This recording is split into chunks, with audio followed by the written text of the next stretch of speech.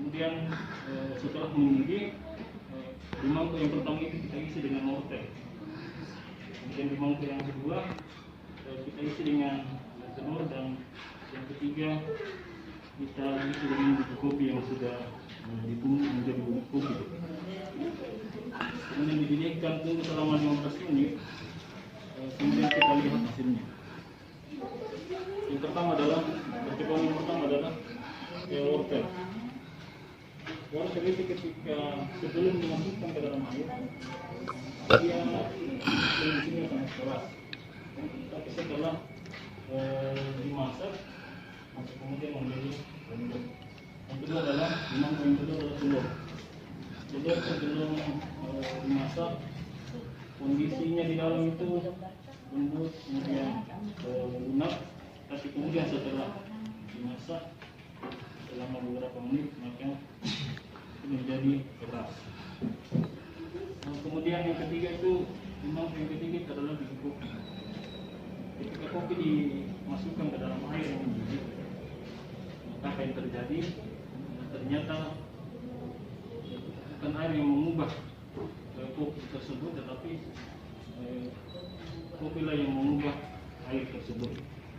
Apa yang dimaksud dengan ketiga percobaan ini, bahwa ternyata air yang kita masak itu ibarat tentang ujian kehidupan. Ternyata hidup itu tidak selalu mudah, hidup itu selalu tidak selalu menyenangkan, dan kadang-kadang juga hidup itu sangat keras. Pada percobaan yang ketiga tadi, kita dapat mengambil sebuah kesimpulan bahwa ada orang yang ketika menjalani kehidupan itu, ada orang yang seperti wortel.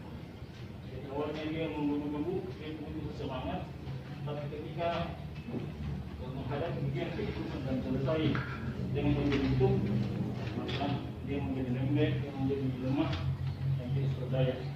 Nah, yang kedua itu adalah telur. Ada juga orang yang ketika sedang menghadapi ujian kehidupan, hatinya begitu lembut, hatinya begitu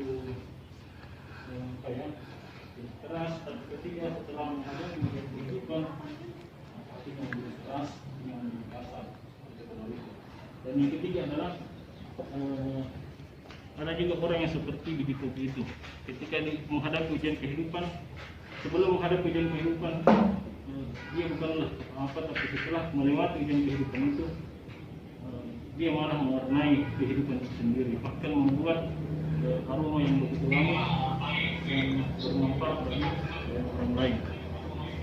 Jadi ini adalah ketiga percobaan, dan pilihan kita ada pada diri kita masing-masing.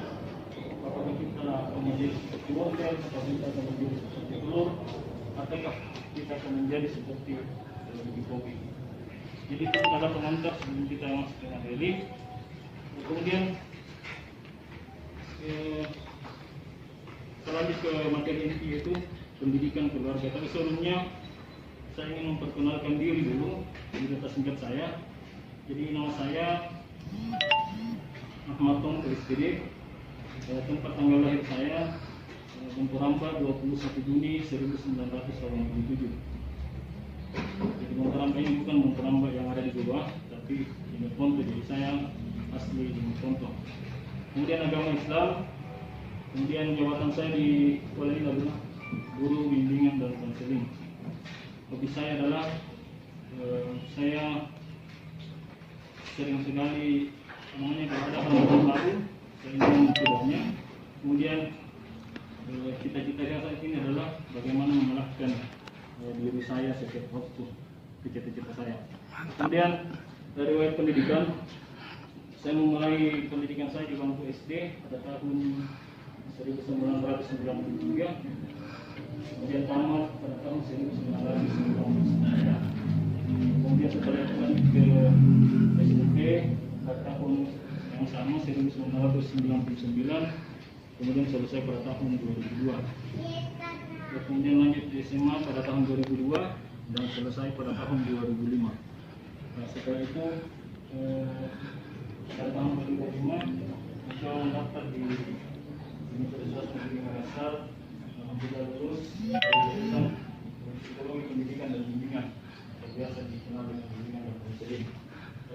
mulai pada tahun 2010, Desember 2010, kemudian pada tahun dari pendaftaran PNS, dan alhamdulillah pada 1 Januari 2011 lulus dan didapatkan di Kabupaten Kabupaten Goa. Saya mulai karir saya di sini di Semani di Semani Dia Sembunyiasa pada tahun 2011. Kemudian sekarang berubah menjadi Semani 14 Goa. Jadi sudah kurang lebih 9 tahun saya berada di Semani 14 Goa. Saya kira itu bidang tugas saya. Kemudian kita masuk ke materi tentang pendidikan keluarga.